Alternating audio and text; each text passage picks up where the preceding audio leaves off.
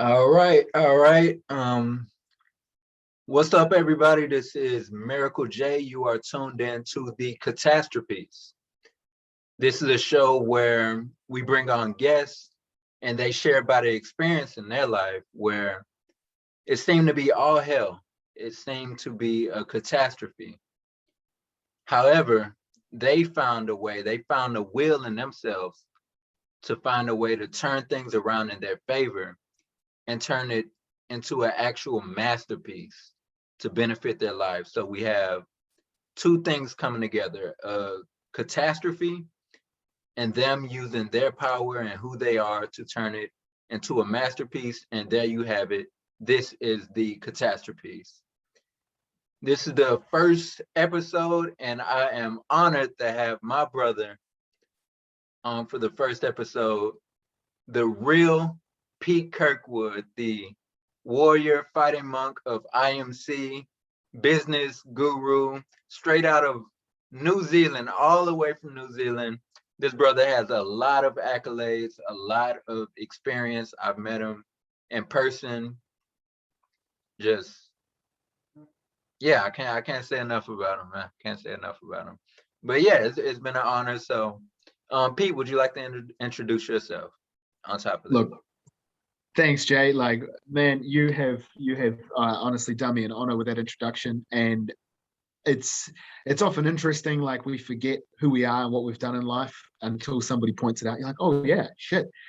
And it's interesting when you say a business guru, because I say success coach, but a business guru works in the same way, because that's something we're going to discuss today, is where things sort of really went bad for me, right? In a way that would have made a lot of people never go near business again in their life. And you like, when I met you, you were such an inspiration in the way I literally remember just thinking, fuck, man, how can I complain about the shit that I've got going on in my life?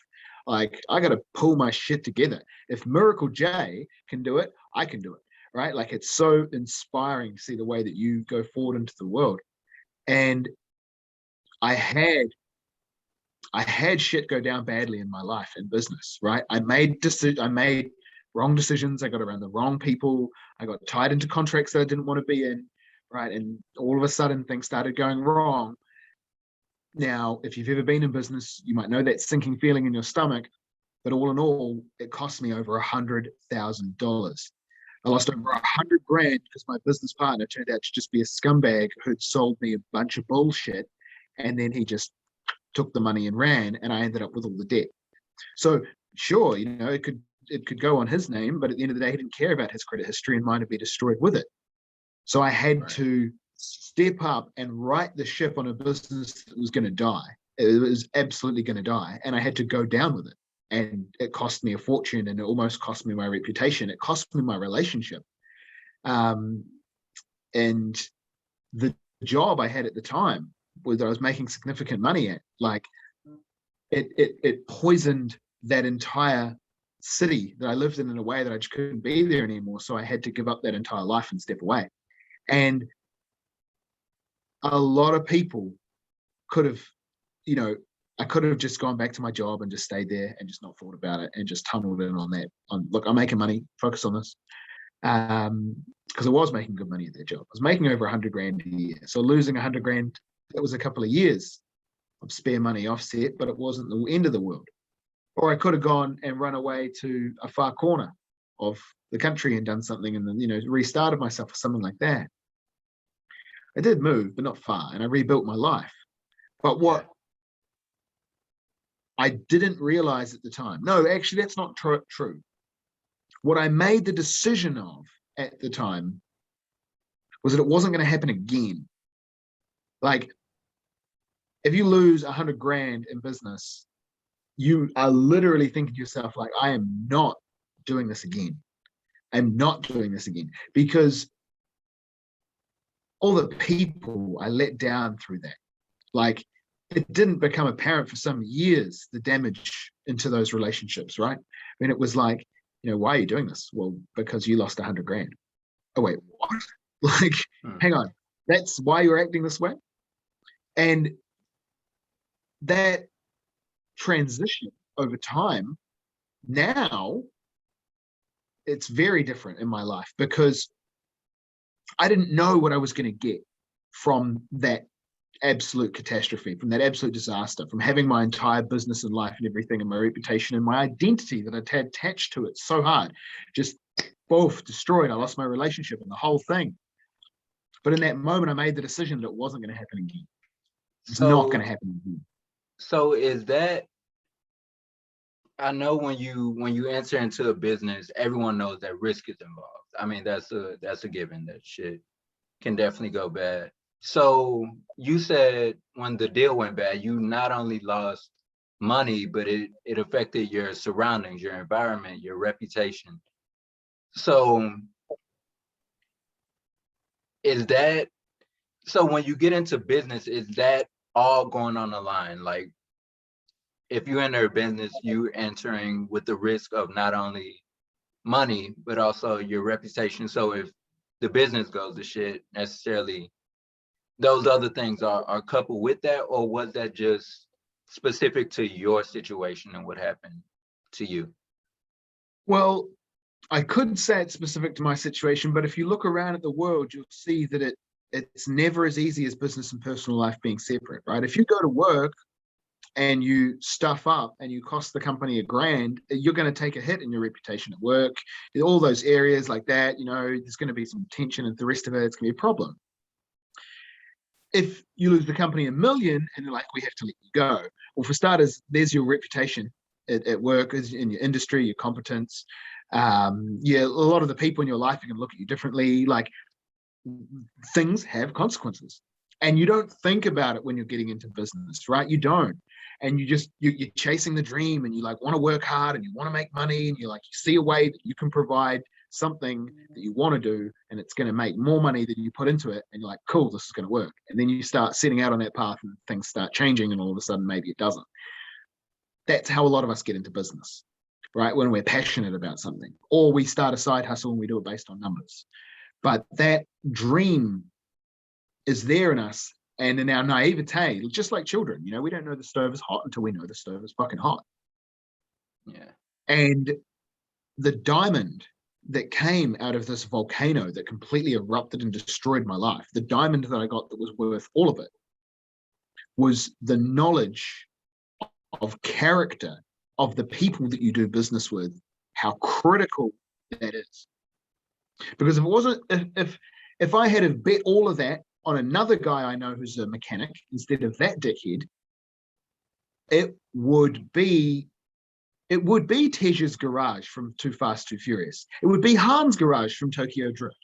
It would be that world-class dream that I had if I had bet it on the right person, but I bet it on the wrong person. And that knowledge of how to know what kind of people give you a certain kind of emotional feeling that results in that nightmare has meant that I've been able to go forth into business contracts now, which I don't get the details. I don't speak the languages. I have shit in front of me that I can't even read and understand. I don't know the jargon. I don't know some of it's not even in English. And some of the people involved are not local. There's some very long distance shit going on. It's very high level scale. It's very big deals of millions of dollars on the line. But I can read character now. Nice. And the diamond I got was that ability to be able to go, I can do business with this man or this woman. Versus, oh yeah, I'd like to. I can see how this might work. No. That's not who I do business with anymore. And that realization has been just worth it. Because I remember a piece of advice I got along the way on this journey was someone said, start a lot of businesses. Start a lot of them. Start them with different people, but only people you connect with on a political level. First and foremost, they have to agree with your politics. If they don't agree with your politics, it's not going to work out in the long run. And then you get down into you actually want to get down into deeper values. But that was the first key that made me think, hang on, how are we selecting these business partners? It brought it to my attention. And when you pick someone based on values and things like that, you can bite off more than you can chew But if you pick the right partner, they'll give you the time to chew it. Mhm. And you'll find that you just got an awesome slice of the pie. So you would actually say, and okay, a few things came up for me there when you were talking. So it's almost like you took that $100,000, you didn't lose it. You actually cashed it in for a lesson that actually can make your next business venture probably even surpass what that one could have been. Because now you have, let's say, the word that's coming to me is leverage. You know that a big portion of the business being a success or failure is picking the right people. So you know where to put a lot of your time in the beginning. It's not all just balls to the wall grind on work, work, work, work, work. It's also choosing the right people and also being able to see that, because a lot of people go through things that aren't even that bad and they still can't find a silver lining. They never Yeah. find a silver lining, and they constantly, like, minor shit, and 10 years later they may still be bitching and complaining about somebody who messed them over or said something bad about them. So it takes a different type of person. I have my own story. Like, with me, when I tell people my story, not once have I met someone who agreed with the way I handled when I saw the guy again who ran me over and changed the trajectory of my life. Because when I saw him at graduation, I didn't get mad at him. I forgave him. And, I believe that that gave me the lightness to, when I moved forward and time passed, I was actually able to learn the lessons. I think if I didn't do that, those lessons would have been blocked like a video game, Yeah. like something that just couldn't be unlocked. But I want to go more into you switching this whole thing around, because you said you didn't go back to your job. You said you kept going with the business, right? Or you found another business. Yeah. Yeah. Good question, man. So I really see what you're saying there. Like, you have to be able to let go of the catastrophe to be able to find the lesson in it, right? Like, if you can't see the forest for the trees, well, you're lost. And like you said about that forgiveness, I had to be prepared to move forward in my life, not run away. There's a difference, right? Not sit there in the ruins and try and rebuild something that was eternally broken. I moved to a new city nearby and I said, what do I really want to do with my life? How do I get it right? How do I start from the beginning, at wherever the beginning is, and wherever I need to start, to make sure I don't go through this experience again? Because what happened was, as one part of my life started falling apart, it started unraveling the other parts. So as the business started falling apart, it put a strain on the relationship. As the relationship fell apart, then all of a sudden the job became insufferable, because it was just a reminder of, like, it's all well and good sitting there working at your desk.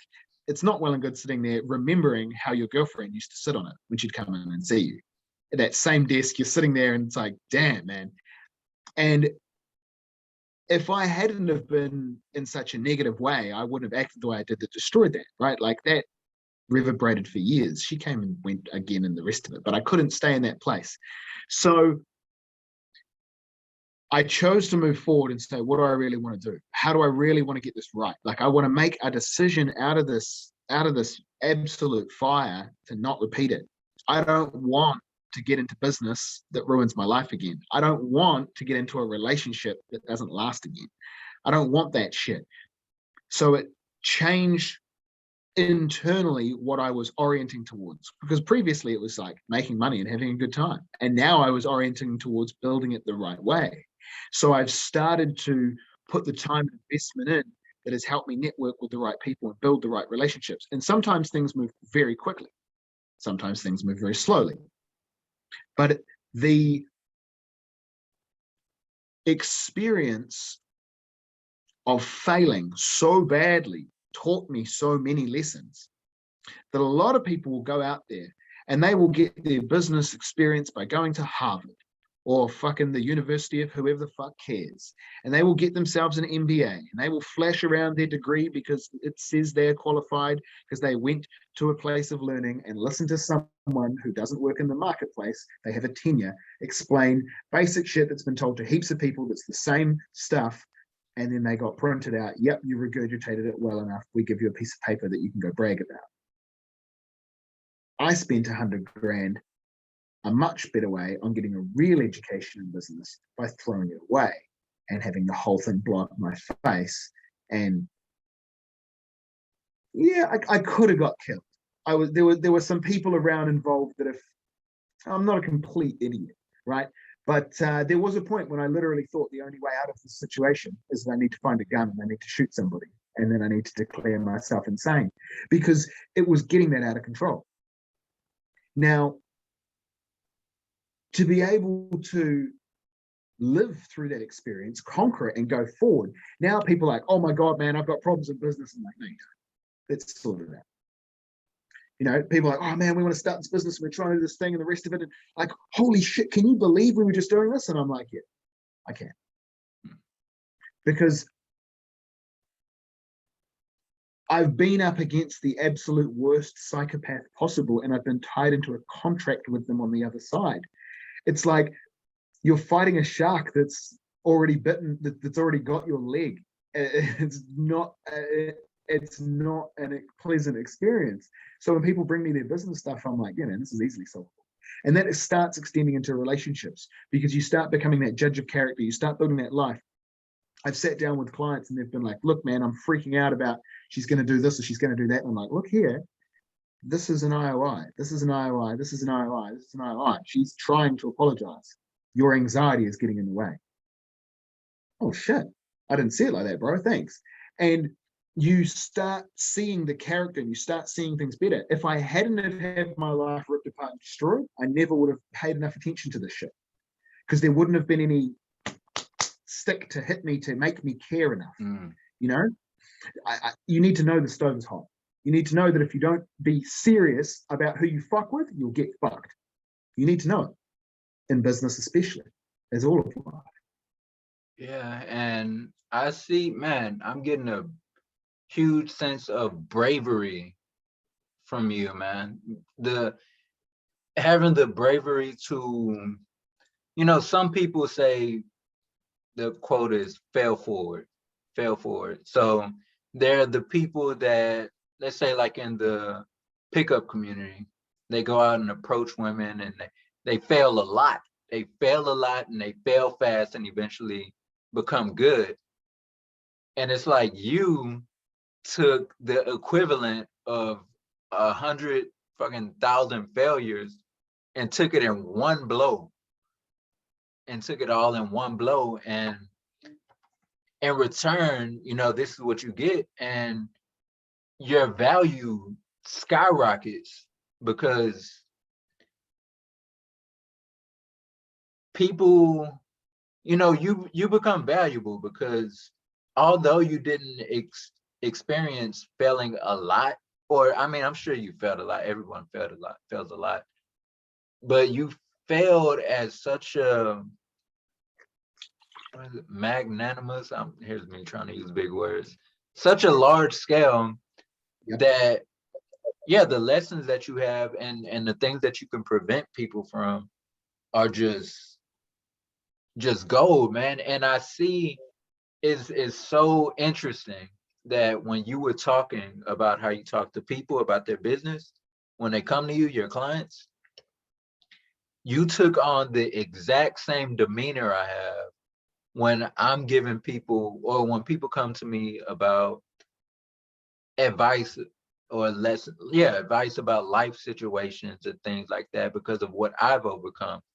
And I'm just as calm as you were explaining them because you've seen it, man. You've seen it and you have 100% certainty of how things need to go to have their best interest in mind. So I also want to go more into, because I'm sure there's more of how it propelled you forward, but more of the success that you've experienced because of that. And what was maybe you can go into the mindset of what it took for you to get success out of that. That's a good question, brother, because you do have to kind of reprogram yourself, and your instincts can lead you down the wrong path and the lessons you learn from the experiences you go through, right? Like you walk up to the pretty girl, you say, "Hi, I like you. Would you like, would you like some of my chocolate when you're 5?" And she goes, "Ooh, no, go away." And forever you're like, "Oh my God, I can't go up and talk to pretty girls or they say mean things to me." And if you internalize that lesson in that way, that's going to be negative. If you internalize that lesson in the way of some girls are silly, they don't like chocolate, you'll have a much different experience going forward. And that seems really simple, but we forget that this happens to us constantly on a day-to-day basis with everything we go through. So when my life started unraveling, I caught myself from things like the universe must hate me, and I'm just always going to be a loser, and things like that, where my mind will take those sentences and those thoughts. They'll pop up for anyone, but whether you run with them or not, get out of it, you insect. Little fruit fly just flew at me. And you get that energy where you have to go, okay. Like one of the parts was, as that fell apart and I lost my relationship, I remember thinking like, man, it was so perfect. Like I was definitely going to marry this girl. She was so down to earth. She came from a rural lifestyle, lived on the farm. She was good, man. She cooked, she cleaned, she was intelligent, fantastic conversation, loved getting out doing things, really social, really pretty. She was a model, like the whole package. And it fell apart. And I thought to myself, well, hang on a second. If I can do it once, I can do it again. So surely there's some other way to do this, right? Like I started a business. If I could do it once, I can do it again. And this time I'm going to learn from my mistakes. I'm not an idiot. I don't repeat my mistakes. And I hold that very core to the decision making in me, right? Like it's important to me that I don't repeat my mistakes because I want to prove to myself that I'm not an idiot. So I hold myself accountable. And you're right. It's like the 100,000 failures in one hit because you care more. So when I think about how much money I was prepared to put forward to invest in knowledge, don't miss that one, right? For anyone listening to this, is you got to invest in that knowledge, right? Like I know that you were following Arash and learning from him while you were lying in a hospital bed. That shit's inspiring, right? Because a lot of people will fucking just watch sports on YouTube, and just dream about being able to do it again, not put the effort in to learn, to grind, to build themselves. And that drive in me to make sure I succeeded at a bigger level has got me to a point now where I can feel it's like I'm at the edge of the pool, right? I'm in my swimming gears, my toes are in the water, I can feel the temperature. I'm basically leaning. Right? Like it's almost just willpower that is stopping me from going in and diving straight into this thing, and it's going to be full on. But I had to prepare to get to this point, right? I had to make sure I was properly dressed. I had to make sure the temperature was right. I had to make sure I had the time available, and all those kind of things available to go on this adventure had to be prepared. So life comes to you in that way, and if you take whatever catastrophe happens to you and look for the diamond within it to find that masterpiece. That's why I love the name Catastropiece. You can pull it out as long as you focus on what you want and what you're doing. Don't focus on what you don't want. Don't focus on bullshit. Don't distract yourself. Just focus on what you want. Like I can see as soon as I said that, it resonated with me, brother. Yeah, man. It is absurd, actually. I've come back to this realization not too long ago that you do have and you use this word a number of times. I'm very sensitive to this word because it's one of my core philosophies that I've come up with myself, which is making a decision. Everything comes down to a decision. You starting that business was a decision. You choosing to see it and the way you did was a decision. You choosing to say you were always going to be a loser and you lost everything was a decision. Now, since you know that, and everybody knows you have, well, not everybody, obviously, or they act like they don't know. You have a decision to think about shit negatively or to focus on what you want. You could decide to focus on the negatives and the shit that you don't want, or you could focus on what you do want. And for those who don't know, there's a universal law that says what you focus on increases. So why would you ever even talk to yourself in a negative way? Why would you call yourself stupid like it doesn't matter? Why would you, when you can just as easy as you can say, fuck, I'm so stupid. You can say, God, I'm such a genius. It's just a decision. And you made the right decisions to lead you to the outcome that you wanted because you were focused on what you wanted and decided to stop focusing on what you didn't want. And that statement you made was a great value to anyone who watches this and applies it and understands that and gets that on a deeper level. So going back to you, what would be, because I know we're probably around an hour, but we're going as long as we're getting value from this. But what are some key things that you would want people to know about business and the risks you can take and what's going to happen? What can keep a person on the up and up when it comes to business, no matter what they face? What is it? Is it a certain mindset? Is it certain actions that they will need to take? What is it? What is it? It's a good question, brother, because it's very easy to get lost. And I think the best way to start a business is the best way to do anything in life is because you really, really, really give a fuck about it. So you have to care about whatever it is you're going to do. And you got to remember that, right? Because as you progress with whatever businesses and things you're starting to work on, right, it goes from being an idea to something you talk about. And then from talking about, you start working with finding the right people to help you make it a reality. Someone who knows some legal stuff, someone who knows some accounting stuff, someone who knows some systems and some advertising stuff. Because this knowledge isn't just in you. You've got to go and shop around. Because if you're going to build a business, you got to build, usually it's you who builds the whole thing yourself, and then you start finding other people to fill the gaps. Or you can work with a small team to do that and leverage on that case. And again, always pick people that you are like, man, we could sit down and have Christmas dinner together. Those are the kind of people you want to pick. People that you're like, I want to work. I really actually like spending time around you and working with you. You're the kind of person I want in my business. I know you can handle it. Now,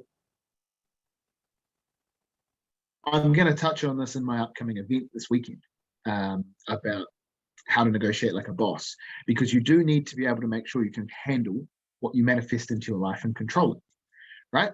The way that I got fucked over for that 100 grand is what I manifested into my life, and what I went chasing was I took 2 big bites that were beyond what I was capable of. But that's how we learn. That's part of the process. So you can't be afraid. You've just got to be willing to go forth and chase what you want. And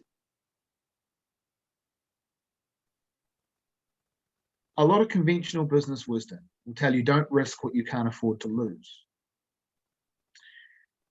I would say that you actually should just realize you're not going to fucking die.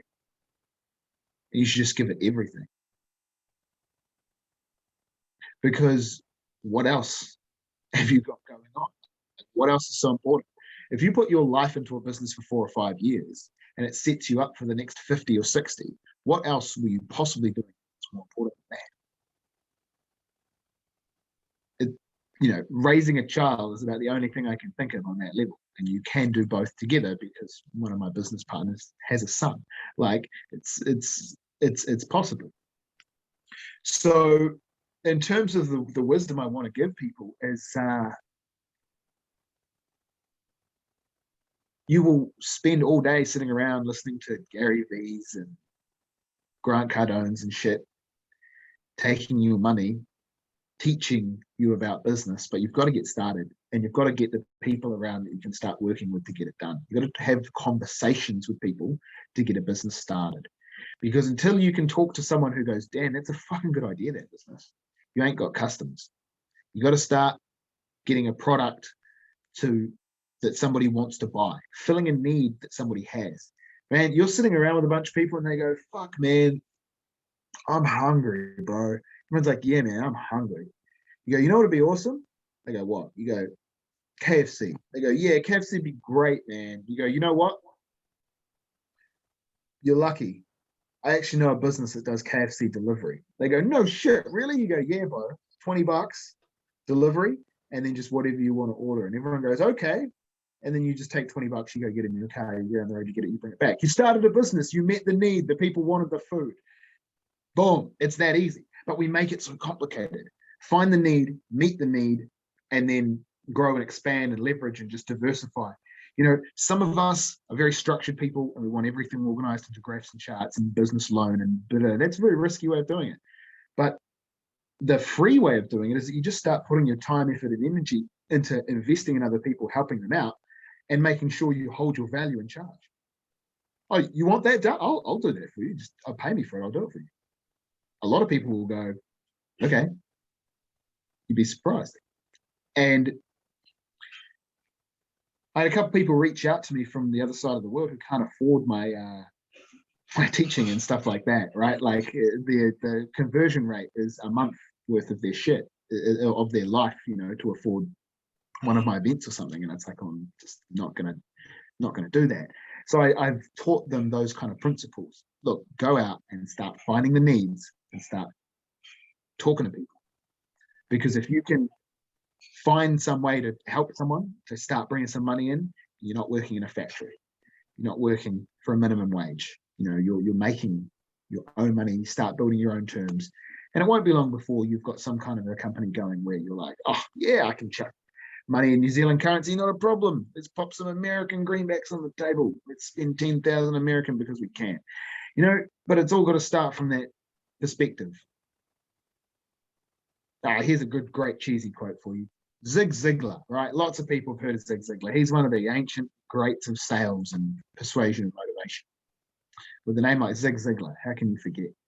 And he said, you can have anything you want in life if you can just help enough people get what they want in life. That's true. Yeah, I actually love that quote, man. I love that quote because it's so true. It's so true, man. If you can help 1 million people become millionaires, you can have infinite money. I don't know what's 1 million times 1 million, but it's a lot of money. Exactly. Yeah, and it's everywhere. And I would like to ask you another question, man, because as you know, I held an event, and one thing that I wasn't aware of that this event and going through this whole process made me aware of is some people don't know what their value is that they hold already. They don't know what the value of their skills are in the marketplace. I didn't know what the value of what I had was until I communicated out to the world. And I'm like, holy shit, like there's actually a need for this. I mean, I've seen the statistics and everything about, fear of public speaking, being stronger than death and all this stuff. However, I can honestly say I was not expecting the result that I got.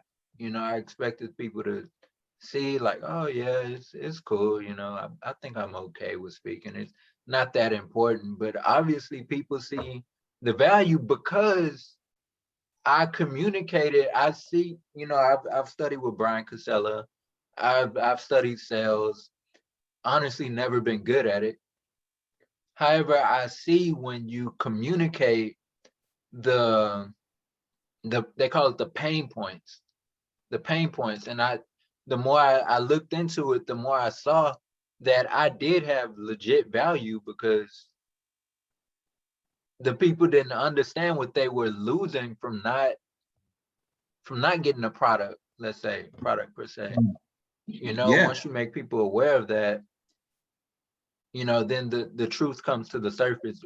What would you have to say about someone trying to find their own value? I mean, the measure of their value in the marketplace, because a lot of people have value already, but Yep. many people feel like they need more knowledge or have to, you know, like you say, go to school or whatever. What would you say about that? Well,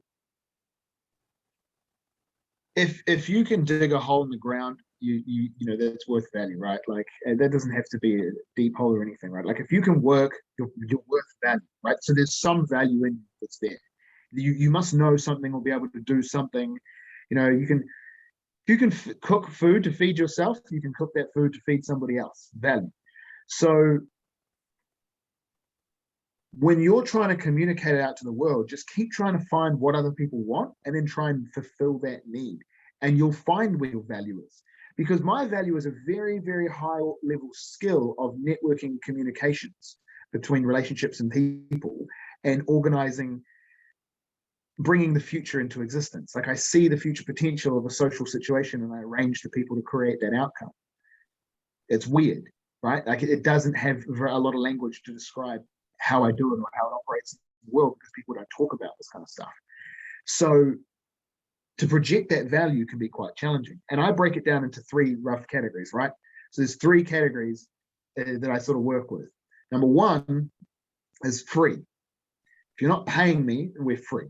And if it's free, I am just going with my genuine self and you're learning off it. And if I'm teaching you something, it's because I feel it in the moment and it's going to be based on energy exchange and what I'm getting out of it. And, you know, you're like, hey man, you know, look, I'm going to shout you something and it's going to make me a little bit more inclined. You're going to give me something or you're going to, you know, do something. It's kind of like a casual free value exchange, you know, back and forth. Then there's the paid group. Now, that's when I'm really going to start teaching shit and I'm really going to start putting it out there because you've invested to listen.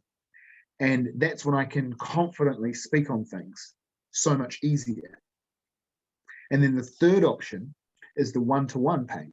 So when you pay me for my specific time to work with you, I should charge the most for this, really. I really should charge a fortune for it because of the results I can get for people are priceless. You know, what is it worth you to have your child in your life when you won't, if you don't have the conversation with me? There's no money figure, you know, but I have delivered those results for people and I can. And I know I can do it for anyone. And whether it's a business or a child or a dream or anything, whatever it is you want to do, man, I can help rewire your mind to do it. Other people say, I do NLP. No, I just do it. That value could only be unlocked by having conversations with people to get to the point where I'm now at. So if you're looking to unlock your value, you got to just start communicating with other people. Now, being part of IMC and having the connection to Arash, quite a few times you'll see him shout out, like he's shouted out multiple times on your value that you have within you that you can share from your experiences, your public speaking skill, your just sheer will and fortitude to say, nah, I ain't gonna let no fucking car crash determine my life. I determine my life. Fuck you, fate. That level of, oh, that's so valuable, but it took somebody else pointing it out to see it. So you've got to start interacting with other people. And you mentioned what you focus on, you get more of. Right. So that starting to talk about it, create conversations about it, and go forward with it one of the most successful people I know has manifested most people's retirement dream by the age of 25 without trying, just by being really happy about the ideas, talking about them a lot to people, not focusing on anything else, and keeping a positive attitude. And that has networked and negotiated him into a situation where he owns a multi-million-dollar property in his own business and a bunch of dream cars, and he's 25. Wow, and then people are, oh, you mean Tom? It's like, yeah, Tom. People forget because they're so used to Tom, the friendly guy, they forget, yeah, no, he does own all of this, and this is da-da-da-da-da. Because his value is in his character, and he has never been afraid to communicate it. Like, yeah, I'm not saying, at the age of 4 years old, he was a master, right? Over time, as he grew up, as he came out of his teenage years, he went through a lot of shit. We all do. It's the Catastropiece, man. You got to have some harsh lessons. He lost his father. He got bullied a lot, but it taught him to be self-reliant. It taught him to love himself for who he is and not care what other people think, which actually made him really attractive and started creating that social network that brought him enough awareness that when he launched his own business, he didn't have to worry about paying thousands of dollars advertising. Everyone's just like, hell yeah, let's go and get our cars fixed by Tom. And he's manifested the dream just by constantly talking about it. Hey man, I'm going to do this. I'm going to open a business. Hey man, I'm going to build my car. Hey man, I'm going to get this place. Hey man, I'm going to do this. I'm going to do this. I'm going to do this. It's so available to anyone who's been through something to turn it around. It's just a process of communicating and focusing on what you want. Absolutely. Yeah, absolutely, man.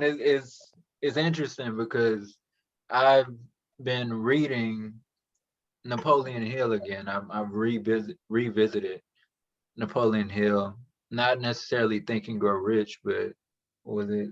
Well, the book's not near me, but was it The Science of Getting Rich, or right? Science of Getting Rich, I believe it is. And both of those books, Think and Grow Rich and Science of Getting Rich, they emphasize that third point you made when you talked about what Tom had, which was a positive mental attitude. Yeah. Ever since, we are on a certain routine, the AZD routine process, and at some point we create our own routine. And one thing that I've done in my routine that I think is very vital is gratefulness. Gratefulness changes the lens that you look at the world through, and what you get back is just so profound, man. It's so profound. Like, necessarily the job that I do right now, not ashamed to say, I mean, it's where I'm at right now. I'm doing it strictly for money, to invest towards what I really want, to invest towards not having to be there. What happened today, just today, I don't necessarily like the job. The people, you deal with people who's having issues with money. Yeah, they're having issues with money, and they're calling you to fix the issue. They're not necessarily going to be nice about it. So I decided today that I was going to, I don't even think it was a decision, actually. I rode around. I was driving. I got into a really, really high state to where I was feeling really, really good. Nice. And my frequency was just high. I swear, if anyone looked at me, I would have been glowing. And the way I got on the phone and talked to these people, I didn't run into not one angry person, which is super rare. And these people were elevated and talking to me like there wasn't even a problem. Like, they called to just talk to me. Completely different experience from the days that I've waken up, gone to work with like, oh shit, it's gonna be another one of those days. It makes all the difference. I know that paid a big part of Tom's success. I'm sure you having a positive mental attitude played a major part in your success. What do you have to say on that? You're right, and Tom often jokes that he became my client before paying was a thing, right? Like he loves making that joke. And you're right. It is that attitude that creates that success. I just think to myself, I went through a situation last week that could have ended in death, right? There was so much negative energy in that. And that was hard, bro. It was like going through war. Like, it felt so the opposite. And I was reminded how easy it was for us to summon that energy to ourselves just by the way we were thinking about the situation. Created a lot of interesting circumstances, but the vice versa, you see straight away where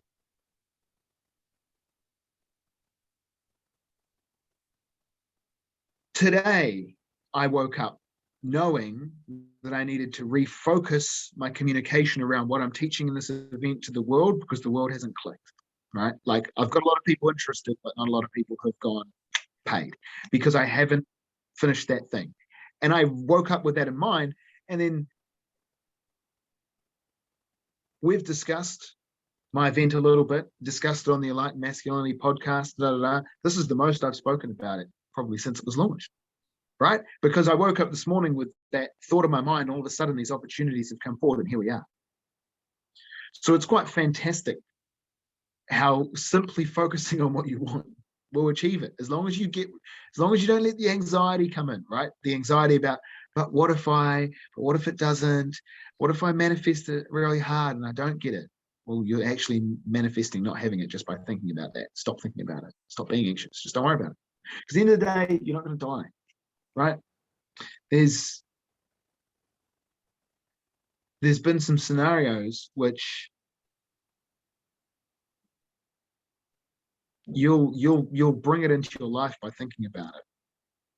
And if you're focusing on the wrong aspect, like you can literally be shocked by something that's so crazy. And if you can't get over the shock, be prepared to continue to be shocked, because you'll keep reverberating that shock through your life. I remember somebody did something and I was like,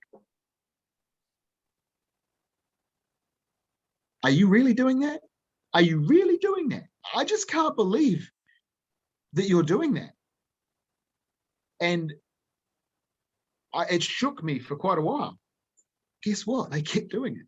I was just shocked, right? My energy, I didn't outwardly express it at all. Internally, I was just like, externally, I was like, what? Are you fucking real? Like, dude, no way! Like, totally blown. Outside, I was like, okay. And next day, same thing. Next day, same thing. Next day, same thing. Because that's what I was focusing on. Hey, maybe I'm wrong. Maybe it's all in my head.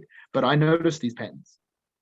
And I would rather a life where I keep noticing things going right and it all seems to be working and these patterns are awesome and they work for me, but I read in a science fact book somewhere that's not true. Well, good for you.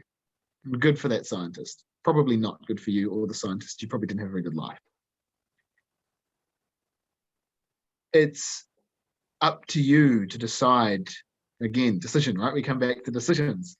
It's up to you to decide how you want to live your life and what you want to focus on, what you want to be true for yourself.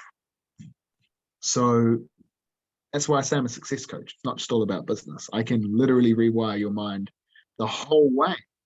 I should just start putting out there $5,000 guaranteed new life. Why is it so difficult to do something so simple?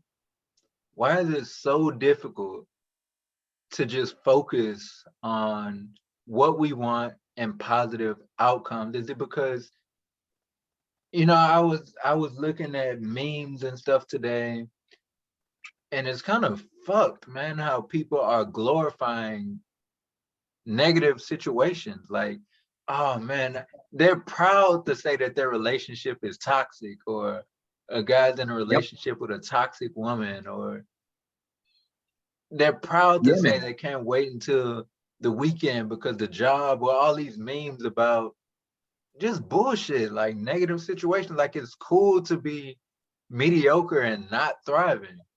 Do you think that's the reason why it's so difficult to just simply focus on what you want?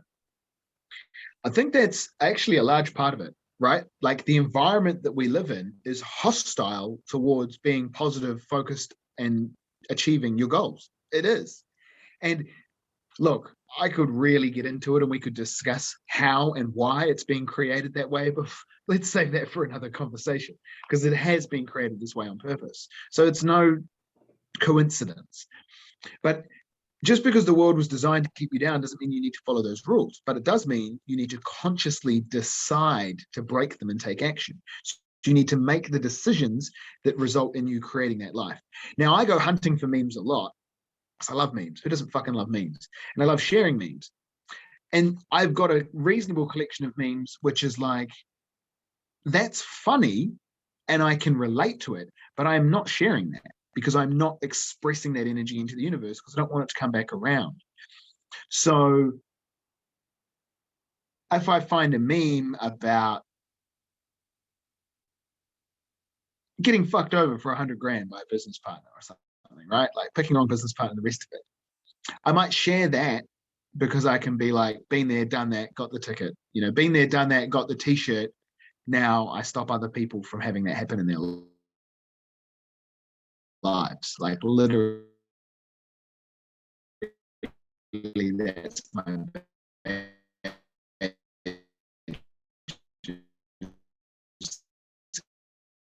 success. Cool. The memes that are stuff like just can't wait for this week to be over for the weekend. You know, like I'm like, I don't want that energy at all.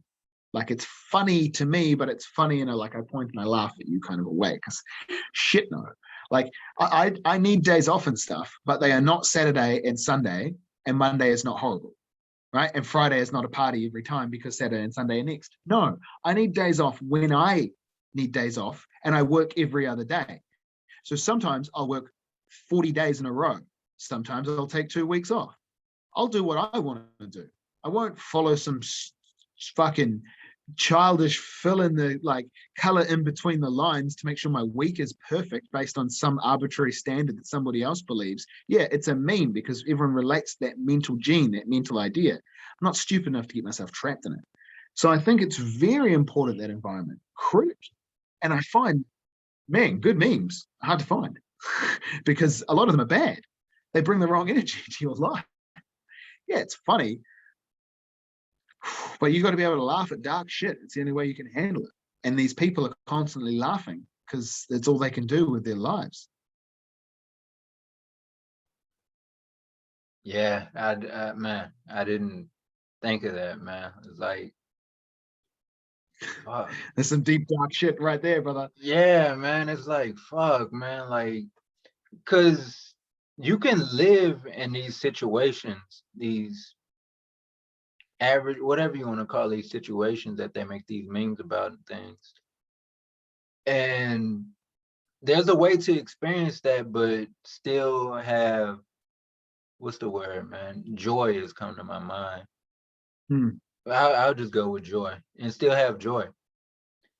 My joy specifically comes from knowing that I'm not plugged into this shit. Like I'm in the game, but I'm not of the game, if I said that right. Like I can have the bigger perspective. I'm here because I'm playing the game. I'm not trapped in it.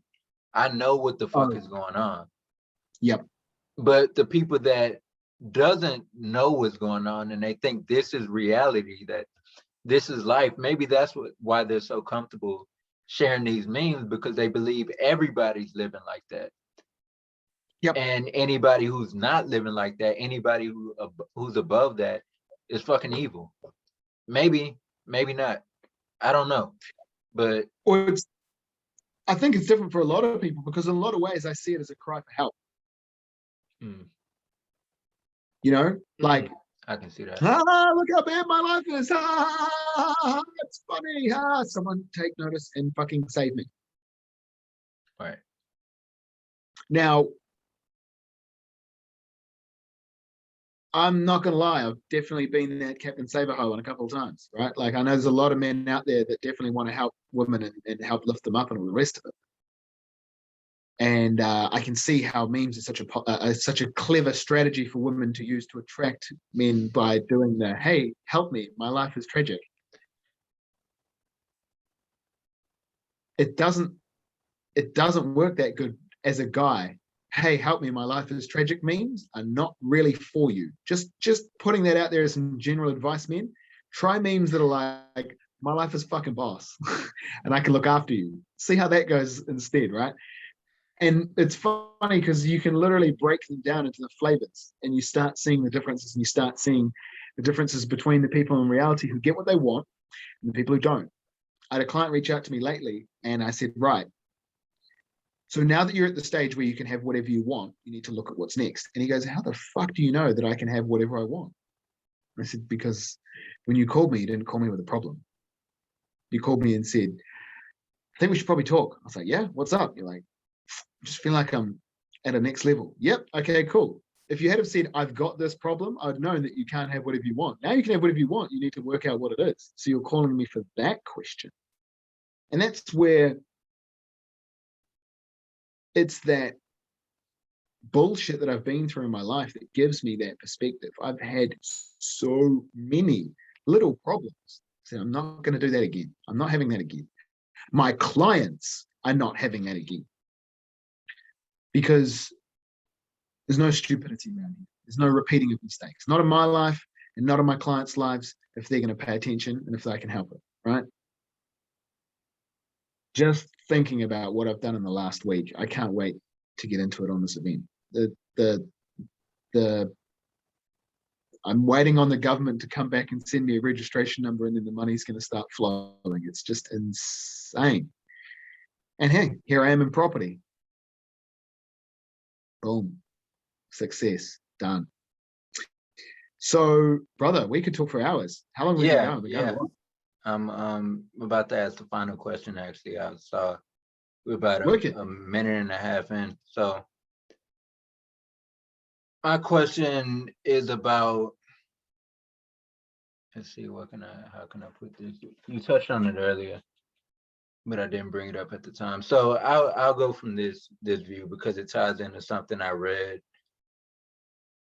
I think in the same book, The Science of Getting Rich. And he talked about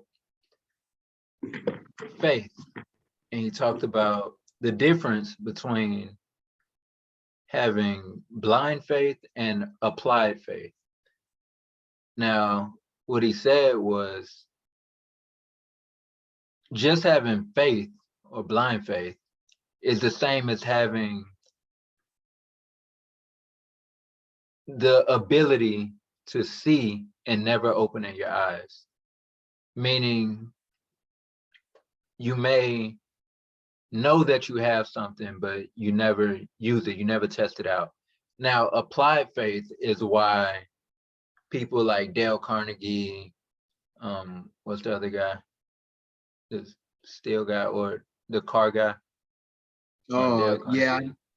I know the big magnates of that. Yeah, and the other guy was able to reach the success that they did because not only did they have faith that what they were doing was going to work, they had a what he calls a definiteness of purpose. They knew exactly where they were going and what they were going to achieve, but they took that faith and they applied it, meaning they put what they had on the line. These guys weren't rich at the time.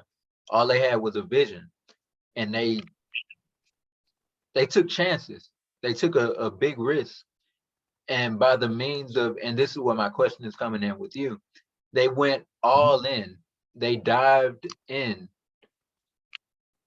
without necessarily having a plan B or just knowing it's having a gun and using it. It is. Yeah.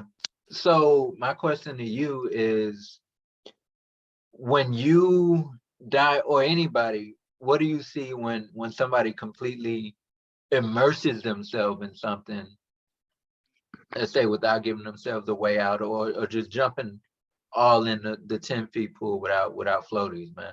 Do you see the correlation of how things work out versus when you're one toe in and one toe out because you have a backup plan and things like that? Because I know I have, but this podcast is more geared towards you and your experience, what you have to say. Well, it's a good question, right? Because it comes down to your deeper inner human motivators, right? You're either motivated away from negative or towards positive. And it's really that simple. So when you put yourself in a back to the wall situation, there's a bit of mental strength balance there, right? Like, how strong are you mentally to handle it if everything's on the line?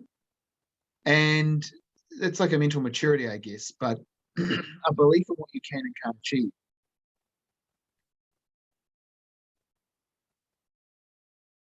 I remember when I was put in a combat situation that I couldn't win, my instincts just continuously told me that, like, I couldn't fight, because like, it was specifically designed as a test, right? But the combat situation was so above and out of my control. There was nothing. I knew that I couldn't even trick my way out. I couldn't mentally game the other person. I couldn't use psychology. I couldn't use any of the tools in my entire mind beyond hit the guy, right? Because I've got an extensive list of weaponry that I use psychologically on people. And that's how I've always had to deal with my life, is in conversation. And all my instincts were just going run, run, run, run, run, run, run. So on my back to the wall in that scenario, I was not prepared. Versus if you drop me in a scenario where you're like, well, you're going to start a business. You have to create this, you have to create that. And I'll be like, okay, right? Like, you're going to be homeless. And I'll be like, okay, I don't mind being homeless. And if you drop me somewhere homeless, I'm going to come back pretty strong, because my mind is going to be fine in that scenario. Therefore, so will I, so will my environment, so will my people, and it will expand from there. You put me in a scenario where my mind's not going to be okay and I got no ways out, well, maybe I will be dead. You know, how low can you go? You can get killed in life, right? Like, there's a consequence, right? There are consequences. You're not here forever. Fuck it up badly enough and you'll die. So you could die even if you're doing good, right? I think just really important to always remember that it doesn't matter how good you're doing, you could still die. So don't ever be afraid of it. Just realize that eventually you are going to die, and go all out. And when you don't have that fear, it's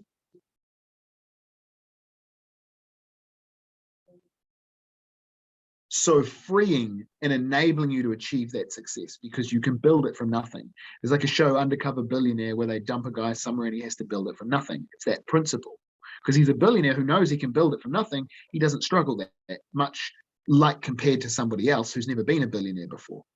All right, not saying he doesn't struggle, right? There's always an element of that. And I think we find that in our own lives, where when you throw it all in, if you've got that faith that throwing it all in is going to work for you, and when it gets hard, your attitude is like, I knew it was going to get hard, and it doesn't matter how hard it gets, this is what I've committed to, and I'm going to do it, because there's just no other choice. All of a sudden, the trial passes and it becomes easy. As soon as you start being like, man, I got to find a way out of this thing now. This isn't going to work. I need a backup plan. Oh, you're going to get punished. You get punished for going all in and then trying to get all out, right? Like, you do a cannonball into the pool, now try scrambling for the edge. You're going to find it slippery as hell. If you slowly walk in during the ladder, you can slowly walk back out during the ladder. It's a lot easier. And I think that when it comes to making that decision to go all out, it's contextual. I'm going all out in business. There's a few things I'm holding myself back from. I'm not prepared to throw every single business partnership into this and my reputation at this point, which is fine. It's getting closer to that stage, right? We had a discussion earlier about an app and social media platform and things like that, and we'll see where that goes. But I can feel, like I said earlier, I'm getting deeper and deeper and deeper. And a lot of the shit's in other languages, and I'm going on that faith, that knowingness that, hey, look, I know how to deal with people. I know the kind of people I'm dealing with. I'm aware that some of them come from backgrounds where, yeah, they were very serious, dangerous individuals. Good. Those are the people I want to do business with, because I can fucking count on them. I don't want weak sheep in my businesses. I don't want my business partners to be guys who are going to roll over and cry, it's too hard. I want people who are going to be like, damn, man, when Bob got shot next to me, it was rougher than this, so I can keep doing it. You're hired. I don't care. You're hired. That's the attitude I want. So creating that level of faith that I can interact with people like this, it took some work. It did take some work. So if it's the right time for you to chuck everything all in and go all in, it's the right time. It should be outside of your comfort zone, but not so far outside of your comfort zone that it terrifies you. It should scare you a bit, but it should scare you enough to take it seriously. And it should be non-negotiable enough that there isn't really a question about you not doing it. You just kind of are a little bit anxious. And when that Venn diagram of possibilities comes together, you're like, that's the time to go all in. Make sense? Yeah, man, that was such an in-depth answer. You went above and beyond with that one. Yeah, that was a great answer, man. That was a great answer. You left no stone unturned with that one. Definitely. I'm in teaching mode now, man. It's like I see, man. Get those principles across anyone, like in a package that anyone can pick up and wrap their mind around it. Yeah, and I'm starting to understand that for myself as I start to speak more on these platforms. Once you reach a certain, it may be a certain concept that you're passionate about or something you really want to get across. One thing that I taught in my event was, whenever you're speaking about anything, you always want to stick to a topic that you're familiar with and have experience with, and always, no matter what, stick to that. And when you ask yourself, well, I know about a lot of things, how do I know which one? I said, find the one that makes you light up. The one that makes you light up. And that's what I saw happen to you. And yeah, you lit up, man. So awesome. Yeah, man. And go ahead. Yeah, we've been going for a while. Appreciate it, brother. I like it. Yeah. So yeah, I mean, that is one of the principles I was sharing. But yeah, man, we've been going for nearly 2 hours. I'm probably gonna end up chopping this up somehow, because I don't see myself putting it like a 2-hour episode up. But who knows, man? Somebody might watch the whole thing, but whatever. But a lot of value. Yeah, man, I'm sure somebody are. And I mean, there's bits and pieces that people can take from this. You can make a lot of clips from this if you want to put something out to plug your event or anything. Any last thing you want to say about your event or anything in general you want to? Look, just like you said, you got to reach out to me and get that finalized. Everyone else got to reach out and get it finalized too, because yeah, I'm going to put some effort into doing some reaching out, right? I am. But it's different. Like, the people who make the effort to get on board my event get a different response versus the people I contact. Because the people who have signed up, right? Like the people who signed up day one off the bat, I remember who that was. The people who said, do you have something coming up? Can I buy it? I remember who that was. And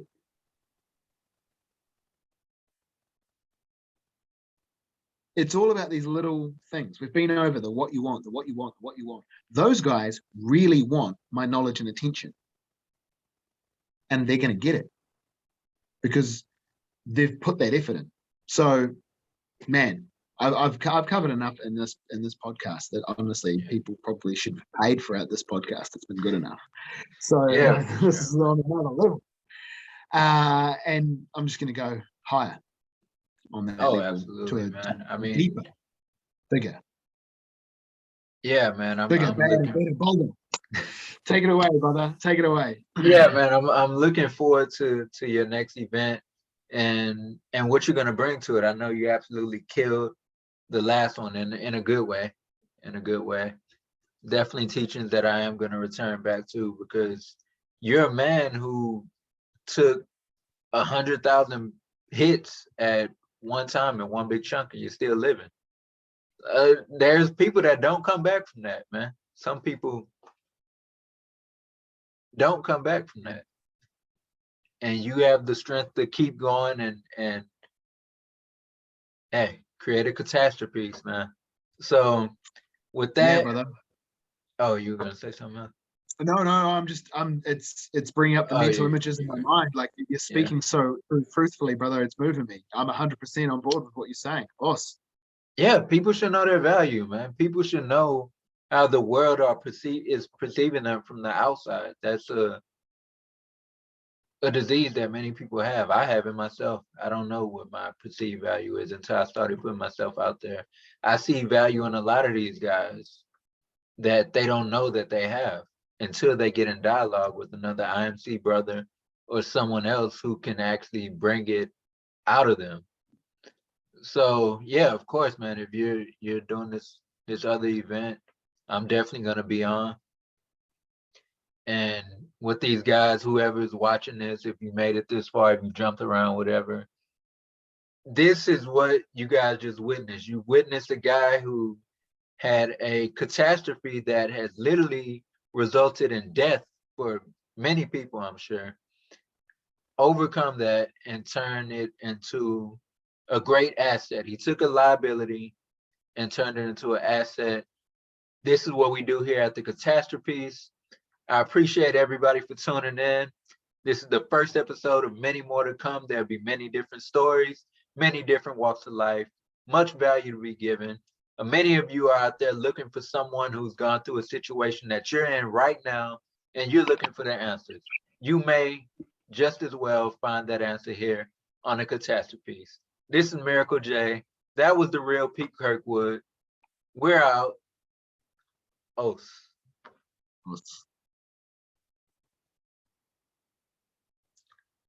All right. Oh, let me stop the recording. Okay.